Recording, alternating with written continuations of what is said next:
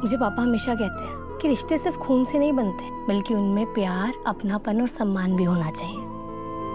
कई बार जो रिश्ते हम खुद बनाते हैं और या जो रिश्ते समय के साथ बन जाते हैं, वो खून के रिश्तों से भी ज्यादा गहरे होते हैं सर। इसलिए आज के बाद आप ये बात कभी नहीं कहेंगे कि आप इस घर के असली बेटे नहीं हैं।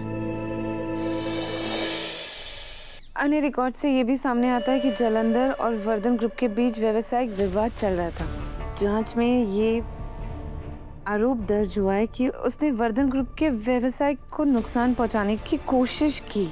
इस संबंध में आनंद वर्धन की बेटी राजनंदिनी द्वारा पुलिस में शिकायत दर्ज कराई गई।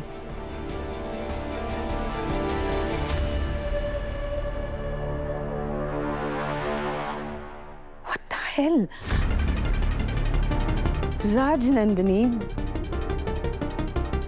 आनंद वर्धन की बेटी थी, मतलब उनकी बहू नहीं थी वो। इसका मतलब भार्या सर उस फैमिली के बेटे नहीं, उस फैमिली के दामाद हैं।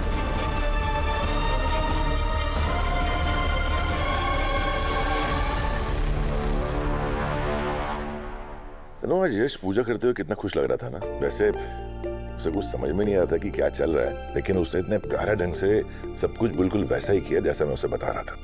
और सर, आपने भी तो कितने प्यार से उन्हें सब कुछ बताया, उनकी इतनी मदद की।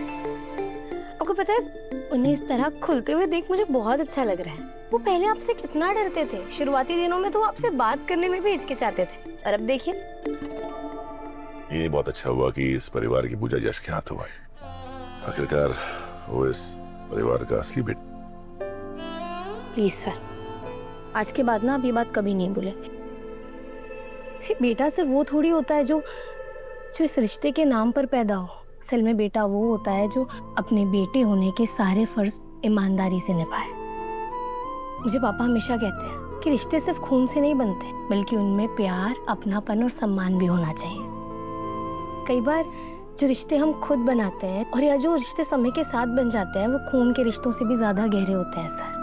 इसलिए आज के बाद आप ये बात कभी नहीं कहेंगे कि आप इस घर के असली बेटे नहीं हैं। मुझे जिंदगी से बस इसी बात की शिकायत है कि रिश्तों के मामले में मेरी जिंदगी इतनी कॉम्प्लिकेटेड क्यों है।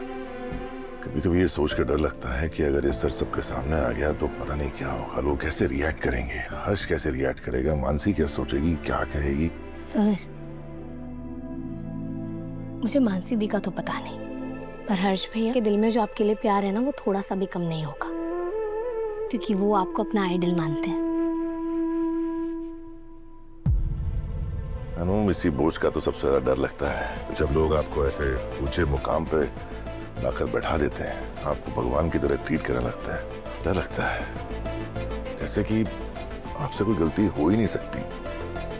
बेहतर है इंसान को इंसान ही रहने देना चाहिए, ताकि कभी कभार कोई गलती हो जाए तो माफी तो मिल सके। इंसान को माफी मिल जाती है, पर भगवान से लोग सिर्फ हिसाब ही मांगते हैं। एक मिनट।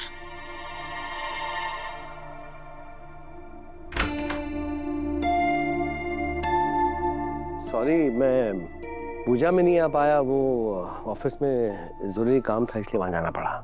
लेकिन मैं वो प्रसाद खाए बिना जाने वाला नहीं। अरे बिल्कुल जी इंद्र सर, मैं भी आपके लिए लेकर आती हूँ।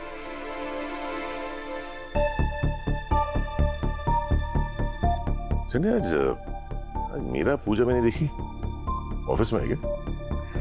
नहीं, आज वो ऑफिस नहीं आई थी, आज उनकी लीव थी। वो कल रात भर ऑफिस में फाइल्स देख रही थी, पता नहीं कौन कौन सी फाइल्स। कह रही थी कि मैगजीन में तेरा कोई इंटरव्यू है, तो शायद उसमें सब छापना पड़े। इंटरव्यू?